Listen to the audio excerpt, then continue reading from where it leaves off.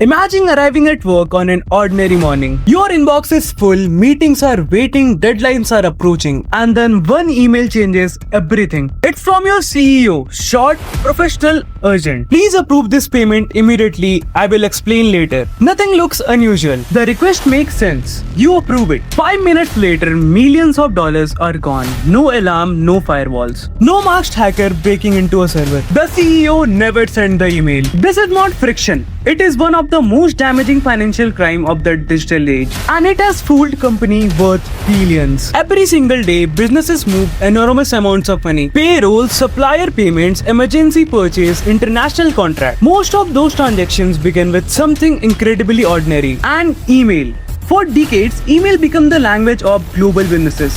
Fast, convenient, trusted, and that trust become the real target, because sometimes the easiest way to steal millions isn't breaking into a company, it's convincing someone inside to hand the money over. Investigators gave this type of fraud a name: business email compromise, or simply BEC. Unlike traditional cyber attacks, many business email compromise cases rely primarily on deception rather than malicious software. The attacker pretends to be someone the victim already trusts: a chief executive, a lawyer, a supplier, or a business partner. The message looks normal, the timing feels urgent, and that urgency becomes the weapon. It's easy to believe only inexperienced employee falls for scam. Reality tells a different story. Many victims are experienced finance professionals, people who processes large payments every day. The difference isn't intelligence. It's pressure, tight deadlines, constant notification, endless meeting, and expectation from senior leadership. In that environment, trust often moves faster than doubt. As reports reach investigators around the world, one fact became impossible to ignore: this wasn't an isolated problem. According to the FBI, business email compromise has resulted in tens of billions of dollars in reported losses worldwide over the years. Victims included small businesses, global corporations, hospitals, universities,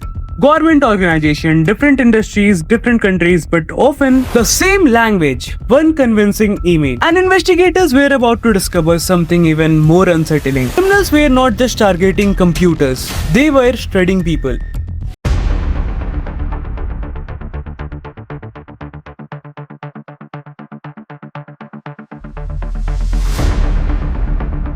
One email, millions of dollars, no broken password, no dramatic cyber attack. Just trust. Somewhere someone was waiting. For investigators, this was not a typical crime scene. No fingerprints, no shattered windows, no getaway vehicles. Only email, financial records, bank transfers, digital conversation. Every document became a clue. Every transaction raised another question. Not only where the money had gone, but who has convinced someone to send it. As more companies reported similar incidents, investigators noticed striking similarities. Different countries, different victims, yet familiar pattern appeared again and again. Information was shared between banks, technology companies, financial investigators, international law enforcement. Piece by piece, individual cases become fitting into a much larger puzzle. Perhaps the biggest discovery was not technical at all. It was psychological. These crimes succeeded because they exploited something every workplace depend on: authority, urgency, trust. When employees believes a request comes from someone responsible for the entire company, hesitation become difficult. That's why these scams proved so effective.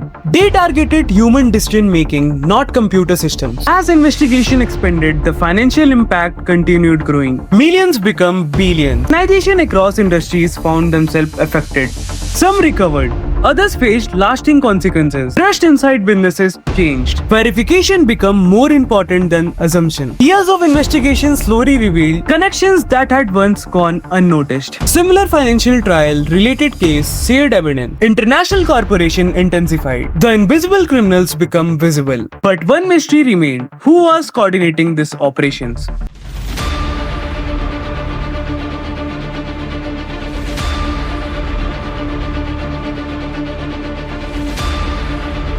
One email, one decision, millions lost. Years of investigation, and finally the pieces began coming together. The investigators compared evidence across borders, they discovered that many incidents were not isolated. Some were connected to organized criminal networks operating internationally. Different companies, different countries, yet remarkably similar methods. What appeared to be separate crime sometimes formed part of much larger picture. Recovering stolen funds was often a race against time. Financial investigators who worked with banks and international partners trying to trace transactions before they disappeared into a complex global financial system. In some cases, funds were recovered. In many others, they were not. Every hour mattered. Law enforcement agencies around the world strengthened cooperation.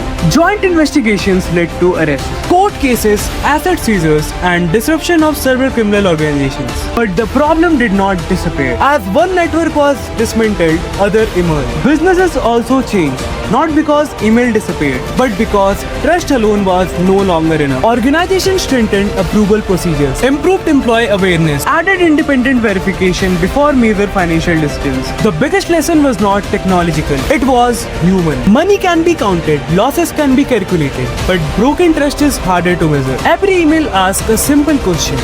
Can you trust what you are reading? For thousands of organizations around the world, the answer came too late. Business email compromise continues to evolve. But one lesson remained timeless. The strongest defense isn't fear, it's verification. Sometimes most dangerous criminal is the one who never needs to break in because they are invited by a single click. On publicly available reporting, official law enforcement information, FBI Internet Crime Complaint Center IC3 reports and court records.